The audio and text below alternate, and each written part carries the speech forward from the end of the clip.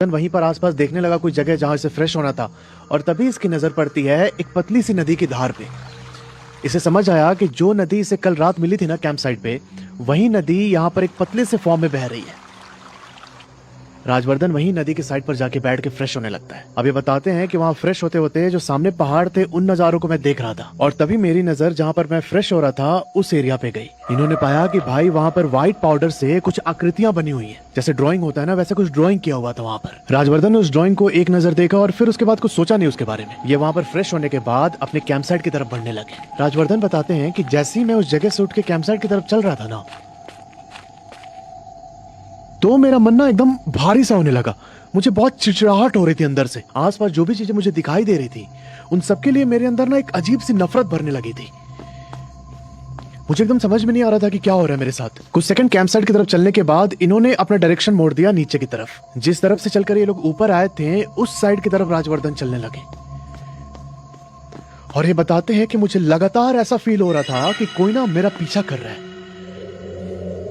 और वहां नीचे की तरफ मैं अपनी मर्जी से नहीं जा रहा था, मुझे कोई चीज खींच रही है अपनी ओर। थोड़ी दूर नीचे चलने के बाद इनको सामने अपनी गुफा दिखाई देती है।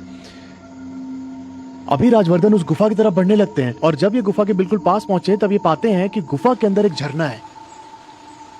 राजवर्धन बताते हैं कि मुझे बहुत डर लग रहा था अंदर से, लेकिन फिर भी पता नहीं मुझे क्या हुआ, मैं सीधा जाके उस झरने के नीचे बैठ गया। सुबह इतना ठंडा पानी था कि मेरी हिम्मत नहीं हुई मैं जाके उसमें हाथ डालूं और इस समय मैं उस झरने के नीचे बैठा हुआ हूं। मुझे कोई भी ठंडक फील नहीं हो रही थी। उस ग्लेशियर मेल्टेड पानी में बैठे हुए राजवर्धन को 1 मिनट से ज्यादा हो चुके थे और तभी इनको किसी के चिल्लाने की आवाज सुनाई देती है। अब उस चिल्लाने की आवाज के साथ ही इनको अपनी ओर किसी के आने के फुटस्टेप्स की आवाज भी सुनाई देने लगी और कुछ सेकंड के बाद ही राजवर्धन देखते हैं कि उस झरने के सामने एक आदमी खड़ा है। करीब 70-75 साल उसकी एज होगी और उसने गले में एक लाल गमछा बांधा हुआ था।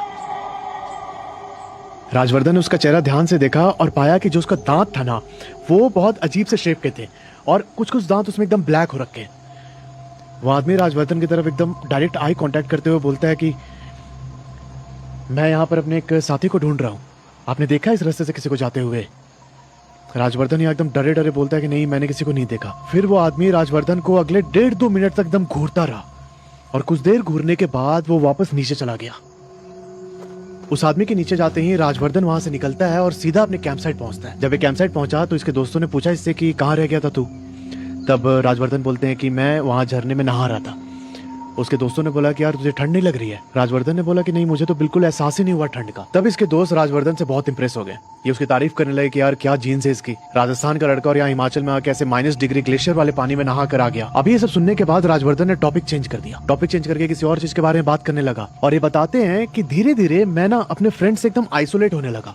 मतलब मैं दूर जाके बैठता, दूर से ही उनको देखता, दूर से ही कम्युनिकेट कर रहा था।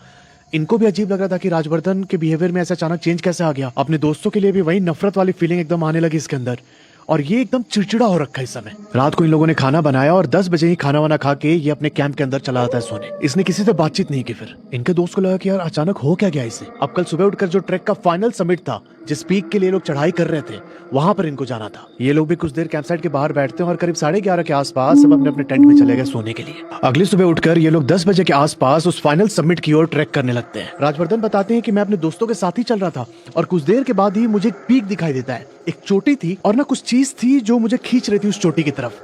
मेरे अंदर एक ख्याल आया कि कुछ भी हो जाए मैं उस चोटी के ऊपर जाके ही रहूंगा, मुझे वहां पर कुछ भी करके पहुंचना ही है। अभी ये लोग जिस रास्ते पर ट्रैक कर रहे थे उसके थोड़ी देर के बाद ही एक दूसरा रास्ता भी कटने लगता है और यहाँ राजवर्धन अपने ग्रुप को छोड़ के जो वो दूसरा रास्ता था उस पर चढ़ने लगे बहुत तेजी से।